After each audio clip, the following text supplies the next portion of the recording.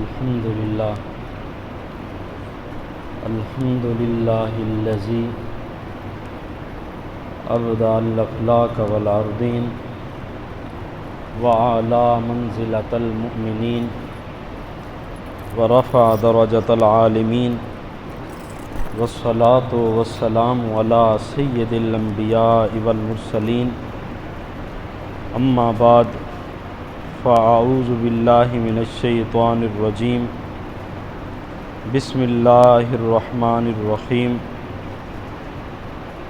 وقضى ربك ألا تعبدوا إلا إياه وبالوالدين إحسانا إما يبلغن عندك الكبر أحدهما أو كلاهما فلا تقل لهما أف ولا تنهرهما وقل لهما قولا كريما واخفض لهما جناح الذل من الرحمة وقل رب ارحمهما كما ربياني صغيرا صدق الله مولانا العظيم إن الله وملائكته يصلون على النبي یا ایہا الذین آمنوا صلوا علیہ وسلموا تسلیما بآواز بلند مل کے محبت، عقیدت، ادب اور احترام کے ساتھ پڑھیں الصلاۃ والسلام علیک یا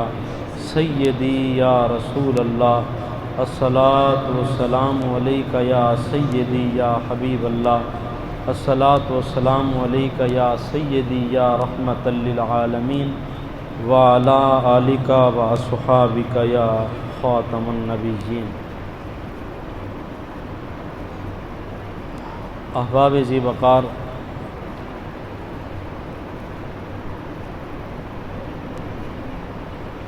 آپ حضرات کے سامنے جو آیت کریمہ پڑھنے کا شرف حاصل کیا ہے، اللہ رب العزت خالق لم یزل نے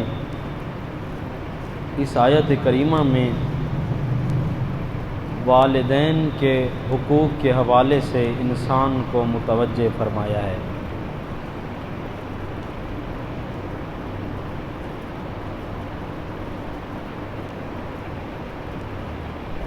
اللہ رب العزت نے ارشاد فرمایا وَقَضَىٰ رَبُّكَ، آپ کے رب نے یہ فیصلہ فرمایا ہے، اس بات کا تمہیں حکم دے دیا ہے اللہ تعبدوا الا ایاہ، کہ فقط تم نے عبادت اسی ایک رب کی کرنی ہے، اس کے ساتھ کسی کو شریک نہیں ٹھہرانا، اسی کی عبادت کرنی ہے، یہ تمہارے رب کا فیصلہ ہے۔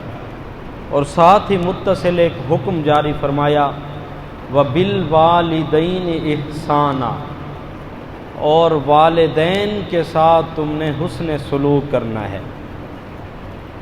والدین کا لفظ قرآن کریم میں متعدد مقامات پہ آیا۔ جب والدین کا لفظ قرآن میں آئے تو اس سے دو ہستیاں مراد ہوتی ہیں۔ ایک ہستی وہ کہ جن کی دعاؤں سے انسان سب کچھ بنتا ہے، اور دوسری وہ ہستی کہ جو اپنا سب کچھ لٹا کے اپنی اولاد کے اوپر خرچ کر دیتا ہے۔ پہلی ہستی کو ماں کہا جاتا ہے اور دوسری ہستی کو باپ کہا جاتا ہے، اور ایک کو والدہ اور دوسرے کو والد، دونوں ملیں تو ان کو عربی کے اندر والدین سے تعبیر کیا جاتا ہے۔ اور قرآن کریم میں ان ہستیوں سے جو اوپر ہیں ان کو آبا اور امہات کا بھی نام دیا ہے۔ آبا یہ اب کی جمع ہے، امہات یہ کی جمع ہے۔ آبا کا لفظ جب بھی قرآن میں ہے تو اس سے مراد انسان کا باپ، اس کا دادا، اس کا پردادا، اس کا سکڑ دادا، اوپر چلے جائیں جتنی بھی رشتے آ جاتے ہیں اس کے اصل کے اندر وہ سارے آ جاتے ہیں۔ اور اسی طرح نانا پر نانا، اس کا اپنا اوپر جتنی تک وہ رشتے ہیں وہ سارے اس کے اندر آ جاتے ہیں۔ اور امہات کے اندر اس کی اپنی والدہ، نانی، پرنانی، دادی، پردادی، یہ ساری امہات ہیں۔ یعنی جس طرح انسان اپنے سگے والدین کی فرما برداری، ان کی عزت و تکریم کرتا ہے، اسی طرح عزت و تکریم کا مطالبہ کیا گیا ہے اپنے داداؤں کے متعلق، اپنے ناناؤں کے متعلق، اور جو انسان کی دادیاں ہیں اور نانیاں ہیں ان کو امہات سے تعبیر کیا جاتا ہے۔ یعنی دونوں کی عزت اور تکریم ہم نے کرنی ہے۔ ان کو آبا اور امہات کہا، والد اور والدہ ملے تو ان کو قرآن والدین سے تعبیر کرتا ہے۔ تو یہ قرآن کا ایک ضابطہ اصول ہے۔ فرمایا وَبِالْوَالِدَيْنِ احسانا، والدین کے ساتھ احسان کرو۔ احسان کسے کہا جاتا ہے؟ احسان کہتے ہیں حسن سلوک کو، اچھے برتاؤ کو، اچھے رویے کو۔ یعنی والدین کے ساتھ تم اچھا رویہ اختیار کرو، اچھا برتاؤ اختیار کرو۔ یعنی ان کے ساتھ حسن سلوک کے اندر مالی تعاون بھی آ جاتا ہے، بدنی تعاون بھی آ جاتا ہے۔ یعنی ان کے ساتھ بدنی تعاون بھی کرو اور مالی تعاون بھی کرو۔ بدنی تعاون کیا ہے؟ یعنی اگر ان کو خدمت کی ضرورت ہے تو ان کو خدمت کرو، ان کے پاؤں دبانے ہیں، جسم دبانا ہے، تو یہ بدنی تعاون ہے۔ اور زبان کے ساتھ ان کو سخت جملے نہیں کہنے، یہ بدنی تعاون ہے۔ اور ان کے ساتھ رویہ درست رکھنا ہے، یہ بدنی تعاون ہے۔ اور مالی تعاون کیا ہے؟ جو کچھ کماتے ہو، انتا مالو کا، انتا فرمایا تو، و مالو کو، اور تیرا مال، لی ابی کا، تیرے والد کا ہے۔ یعنی دونوں کے مالک تیرے والدین ہیں، تیرے والد ہیں۔ تو یہ دونوں حسن سلوک کا حکم دیا گیا۔ اور آج تک تاریخ نے وہ منظر نہیں دیکھا جو عرب کے اندر وہ واقعہ پیش آیا ہیزان الفہدی کا۔ ہیزان الفہدی عرب کے اندر ایک رہنے والا شخص تھا۔ عجیب لوگوں نے ایک کیس کا منظر دیکھا جو ہیزان الفہدی کے ساتھ پیش آیا۔ اس کی والدہ کی عمر تھی 90 برس، وہ خود بھی بوڑھا ہو چکا تھا، 90 سال سے ماں کی خدمت کر رہا تھا۔ وہ بڑا بیٹا تھا والدین کا، اور ماں کی 90 سال سے خدمت، اسی کی نوکری میں تھے، اور جنگل کے اندر، دیہات کے اندر رہتا تھا، وہاں پہ خدمت اور ڈیوٹی کرتا تھا۔ ایک اس کا جو چھوٹا بھائی تھا وہ شہر میں چلا گیا، وہاں پہ ملازمت تھی۔ کافی عرصے بعد اس چھوٹے بیٹے کے اندر، اور ہیزان الفہدی کا جو چھوٹا بھائی تھا، اس کے دل میں خیال آیا، ساری زندگی اس نے ماں کی خدمت کی، اب اس کو میں کہتا ہوں کہ ہمارا بھی کوئی حق ہے تو ہمیں بھی والدہ کی خدمت کرنے دے۔ باپ تو رہا نہیں، ایک کو تو لے لیتا، ایک کی میں خدمت کرتا، ماں ہی ہے، اتنی عرصے تو خدمت کر رہا ہے، اب مجھے دے دے۔ بھائی کے پاس پہنچا، ہیزان الفہدی رونے لگ گیا۔ اس نے کہا بھائی مجھ پر رحم کر، میری زندگی اور میرا جینا مرنا یہی ماں ہے، مجھے ایک ہی سہارا، ایک ہی بھروسہ ہے، یہ مجھ سے نہ چھین، مجھے میرے پاس رہنے دے۔ مسلسل اس کو سمجھایا مگر اس کے ذہن میں یہ بات نہ آئی۔ ہیزان الفہدی کو مسلسل کہتا رہا کہ مجھے ماں جو ہے مجھے دے، اتنی عرصے سے تو نے خدمت کی، میں بھی خدمت کر لوں۔ ہیزان الفہدی نہ مانا۔ جب معاملہ بڑھتے بڑھتے اس نے عدالت کے اندر کیس کر دیا۔ عرب عدالت کے اندر جب کیس پہنچتا ہے ہیزان الفہدی کے خلاف کہ میں بھی اسی ماں کا بیٹا ہوں، ماں کو اختیار دیا گیا۔ ماں نے کہا بیٹا میں کچھ نہیں کہہ سکتی، میرے لیے تم دونوں جو ہے باعزت ہو، میں تم دونوں کی میرے دل کے اندر محبت ہے، احترام ہے، میں کوئی فیصلہ نہیں کر سکتا۔ حتیٰ کہ معاملہ پہنچتے پہنچتے عدالت میں جب پہنچا، اور عجیب کیس تھا، میڈیا اور وقت کے جتنی بھی ذرائع تھے وہ پہنچے ہوئے تھے۔ یار آج تک ہم نے یہ منظر نہیں دیکھا کہ ماں کی خدمت کے لیے لوگ تو اولڈ ہاؤس کے اندر والدین کو جمع کرا دیتے، اب عقل سے یہ فارغ ہو چکے ہیں، اب عقل سے فارغ ہو چکے ہیں، ان کی کھانسی ہم سے سنی نہیں جاتی، ہماری زندگی کے اندر یہ رکاوٹ ہے، ہماری زندگی جو ہے ان کی وجہ سے کٹھا لوگ خود اولڈ ہاؤس کے اندر پہنچا آتے ہیں۔ لیکن یہ عجیب منظر تھا، میڈیا پہنچ گئی۔ یار آج تک ہم نے یہ فیصلہ نہیں دیکھا، بھائی لڑ رہے ہیں، وہ کہتے ہیں میں ماں کی خدمت کرتا ہوں، وہ کہتے ہیں میں ماں کی خدمت کرتا ہوں۔ جب معاملہ پہنچا، قاضی نے بڑا سمجھایا کہ بھائی تو نے اتنی عرصے سے خدمت تھی، اس کو دے دے۔ آخر کار ہیزان الفہدی نہ مانا۔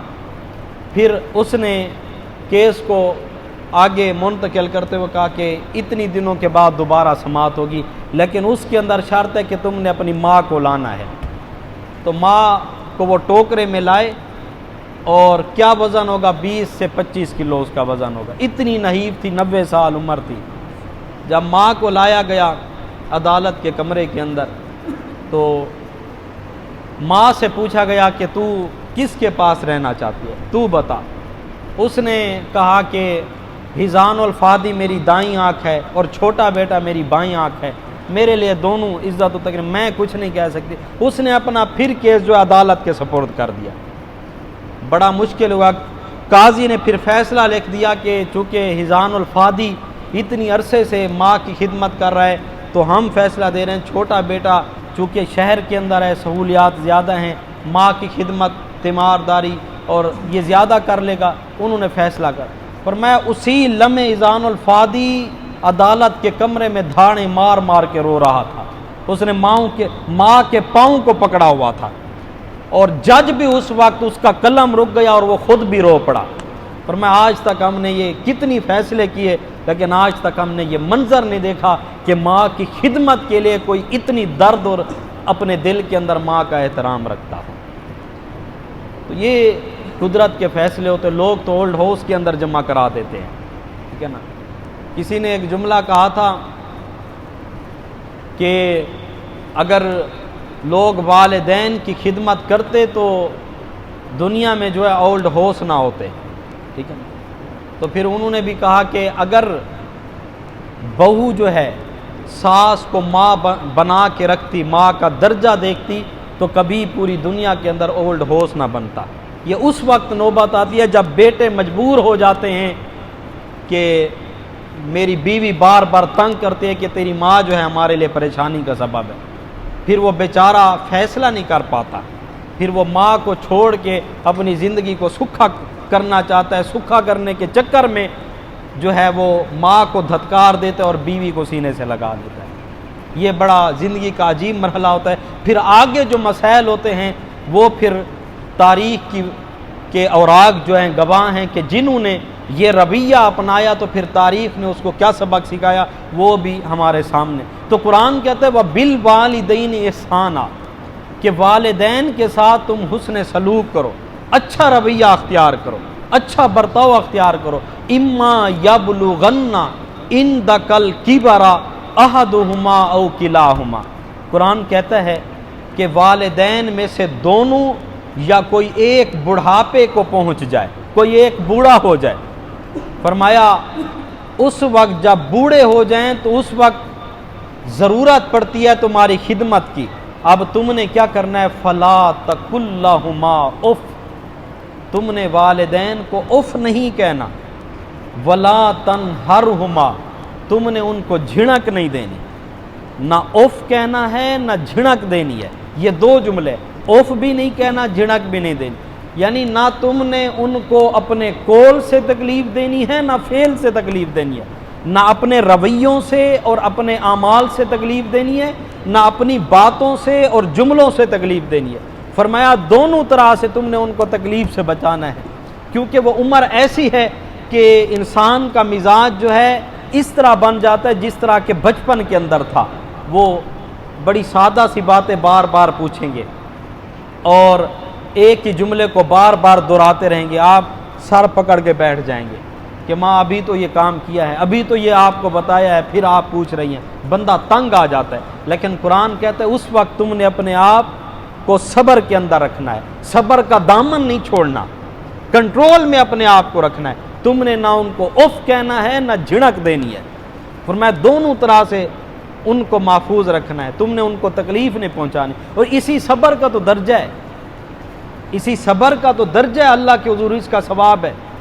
اور میرے آقا کریم صلی اللہ علیہ وآلہ وسلم نے سیدنا ابو ہریرہ رضی اللہ تعالیٰ عنہ کو وہ فرمایا تھا، جب ایک حبشی کے متعلق فرمایا ابو ہریرہ کل تیری ایک جنتی آدمی سے ملاقات ہوگی۔ وہ کون تھا؟ وہ حبشی تھا، پھٹے پرانے کپڑے تھے اور غربت اس کے وجود سے چھلک رہی تھی، اس کے چہرے پر جو ہے غربت کے آثار نمایاں تھے۔ حضرت ابو ہریرہ رضی اللہ تعالیٰ عنہ نے جب یہ منظر دیکھا، سرکار کی بارگاہ میں عرض کر دی، حضور جب یہ جنتی شخص ہے تو پھر دنیا کے اندر اتنی پریشان ہے، آپ اس کے لیے دعا کیوں نہیں کر لیتے؟ آپ دعا فرمائیں اللہ تعالیٰ اس کو آزادی دے، اس کی زندگی سکھی ہو جائے۔ میرے آقا نے ٹھنڈا سانس بھرا اور فرمایا اے ابو ہریرہ، میرا رب تو اس حبشی کے متعلق یہ فیصلہ کر چکا ہے کہ میں نے اس کو جنت کا سردار بنانا ہے۔ اے ابو ہریرہ، میں محمد اس کے لیے کیسے دعا کر سکتا ہوں؟ اس کی اس ازمائشوں کی وجہ سے میرا رب یہ فیصلہ فرما چکا ہے، میں کیسے؟ پھر میرے آقا نے یہ جملہ ارشاد فرمایا ابو ہریرہ، اللہ کے بعض بندے ایسے ہوتے ہیں کہ جن کی کیفیت یہ ہوتی ہے کہ اگر وہ بیمار ہو جائیں تو لوگ ان کی عیادت نہ کریں، اگر وہ مر جائیں تو لوگ ان کی تعزیت کے لیے نہ پہنچے، ان کے جنازہ نہ پڑھے، ان کی تجہیز و تکفین کے اندر اعزاز محسوس نہ کریں۔ فرمایا اگر وہ کسی مجلس میں جا کے پہنچ جائیں تو لوگ ان کے استقبال کے لیے کھڑے نہ ہوں، اور جب وہ مجلس سے اٹھ کے چلے جائیں تو لوگوں کو کوئی پرواہ نہ ہو، کوئی آیا تھا اور چلا گیا۔ فرمایا کہ ان کے زہری جسم سے، فرمایا یہ کیفیت ہوتی ہے کہ ان کے زہری جسم پہ جو ہے وہ پھٹے پرانے کپڑے ہوتے ہیں، اور گرد آلود جو ہیں، گرد و غبار سے اٹکے ہوئے ان کے بال ہوتے ہیں، بکھرے ہوئے بال ہیں۔ فرمایا لیکن اللہ کے حضور یہ مقام ہوتا ہے، لو اقسم علی اللہ لا برہا، اگر اللہ کے حضور وہ دعا کے لیے ہاتھ اٹھا دے، مولا یہ کام کر دے، اللہ تعالیٰ تقدیر کو واپس پلٹ دیتا ہے، ان کے اٹھے ہوئے ہاتھوں کو خالی نہیں پھرتا واپس۔ فرمایا یہ انہی بندوں میں سے کچھ ایسے بندے ہیں، فرمایا یہ انہی بندوں میں سے ان کا شمار ہوتا ہے۔ تو میں عرض کر رہا تھا کہ والدین کی خدمت یہ اتنی بڑا اعزاز ہے۔ فرمایا کہ ان دونوں میں سے کوئی ایک یا یہ دونوں بڑھاپے کو پہنچ جائے اور تمہاری خدمت کی ان کو ضرورت پڑے، تم نے ان کو جھڑک نہیں دینی، صبر کرنا ان کی باتوں پہ۔ افیوں ولا تنہرہما، نہ زبان سے تکلیف دینی ہے، نہ اپنے عمل سے تکلیف دینی ہے۔ ممکن ہے کہ تم خدمت کرتے کرتے تنگ آ جاؤ اور پھر تمہیں بولنا پڑے، نہیں، اپنی طبیعتوں کو کنٹرول میں رکھنا ہے، کچھ نہیں بولنا، صبر کے ساتھ ان کی باتوں کو برداشت کرنا ہے، ان کے جملوں کو سننا ہے۔ یہی برداشت جو ہے تمہیں اللہ کا قرب نصیب کرے گی، یہی صبر اور تحمل کرنا، یہ اللہ سے جو تمہاری دوریاں بڑھ گئی تھی، یہ دوریوں کو ختم کر کے، یہ فاصلوں کو ختم کر کے یہ نزدیکیوں میں تبدیل کرے گا۔ فرمایا کہ تم نے برداشت کرنا ہے، اف نہیں کہنا، جھڑک نہیں دینی، نہ قول سے تکلیف دینی ہے، نہ عمل سے تکلیف دینی ہے۔ وَقُلْ لَهُمَا قَوْلًا كَرِيمًا، تم نے ان کے لیے دعائے خیر کرنی ہے۔ قول کریم، نرمی والے جملے، محبت والے جملے اور بڑے پیار والے جملے ان کے ساتھ استعمال کرنے ہیں۔ اور فرمایا وَخْفِضْ لَهُمَا جَنَاحَ الذُّلِّ مِنَ الرَّحْمَةِ، فرمایا اپنے والدین کے لیے تم نے رحمت کے پروں کو بچھا دینا ہے۔ رحمت کے پر، قرآن کہتے ہیں رحمت جناح پروں کو کہتے ہیں، رحمت کے پروں کو بچھا دینا ہے۔ اب یہاں پہ مفسرین سے پوچھا گیا کہ پر تو پرندوں کے ہوتے ہیں، رحمت کے تو پر نہیں ہوتے، رحمت تو ایک غیر ذی روح چیز ہے، پرندہ ذی روح ہے، تو پر پرندے کے ہوتے ہیں، رحمت کے نہیں ہوتے۔ قرآن کہتا ہے رحمت کے پر بچھا دو۔ فرمایا کہ قرآن کریم نے یہاں پہ ایک استعارہ استعمال فرمایا، فرمایا کہ تم نے پرندے کو ہوا کے اندر اڑتے ہوئے دیکھا ہوگا، اس منظر کو ذرا اپنی آنکھوں کے سامنے لاؤ، اس منظر کو دیکھو، جب پرندہ ہوا کے اندر اڑتا ہے تو اپنے پروں کو پھیلا دیتا ہے، پروں کو پھیلا کے اوپر کی طرف پرواز بڑھاتے بڑھاتے فضاؤں میں پہنچ جاتا ہے۔ پروں کو بالکل، چونکہ وہ پرواز میں جا رہا ہے بڑا اکڑ کے، اور اپنے پروں کو پورا جو ہے پھیلا کے وہ جا رہا ہے اپنی پوری پرواز کے ساتھ اور اپنے جوبن کے ساتھ جا رہا ہے۔ لیکن جب وہ زمین پہ اترنے کا ارادہ کرتا ہے تو پھر کیا کرتا ہے؟ اپنے پروں کو آہستہ آہستہ سمیٹنا شروع کر دیتا ہے، اور جب زمین پہ اترتا ہے تو بالکل پروں کو سمیٹ دیتا ہے۔ تو فرمایا قرآن وہ تمہیں انداز سکھا رہا ہے، فرمایا رحمت کے پروں کو بچھا دو، رحمت کے پروں کو سکیڑ دو۔ فرمایا اس باپ کے سامنے کبھی اکڑ کے نہ چلو، جس طرح پرندہ پروں کو پھیلا کے اکڑ کے فضاؤں میں سفر کرتا ہے، کبھی اس باپ کے سامنے اکڑ کے نہ چلو جس نے تمہاری انگلی پکڑ کے تمہیں چلنا سکھایا ہے۔ یہ قرآن انداز سکھا رہا ہے۔ نہ آج وہ مائیں رہیں جو تربیت دیں۔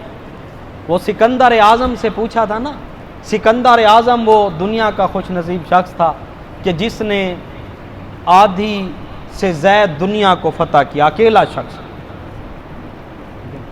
شخص تھا جس نے آدھی سے زائد دنیا کو فتح کیا، اور 6 سال کے عرصے میں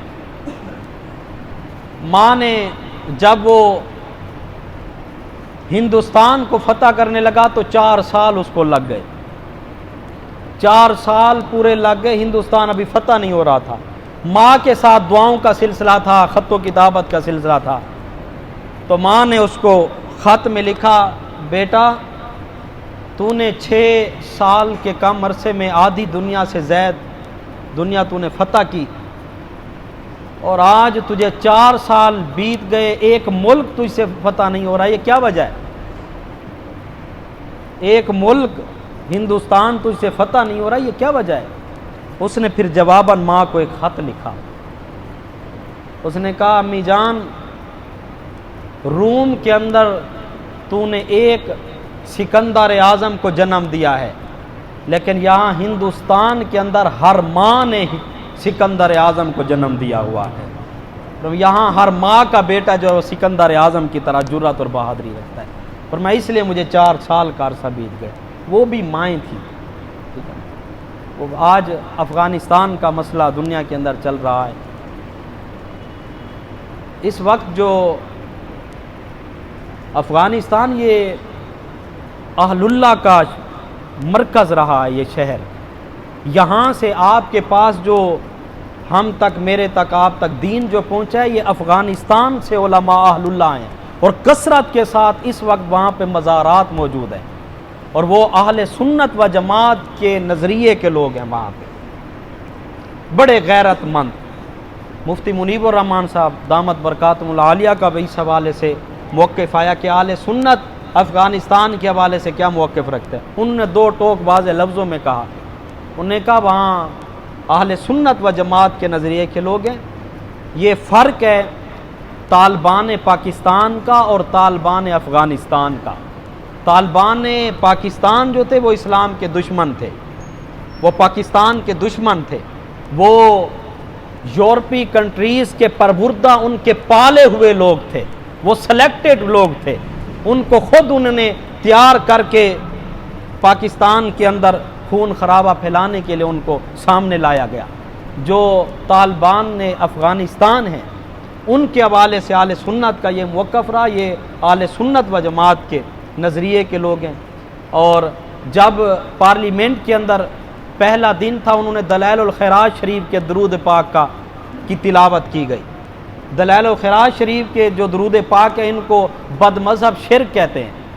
دلائل الخیرات شریف لے کے جائیں عرب کے اندر تو وہ آپ کے ہاتھوں سے کھینچ لیں گے، اور ھذا مشرک ھذا شرکن کہیں گے۔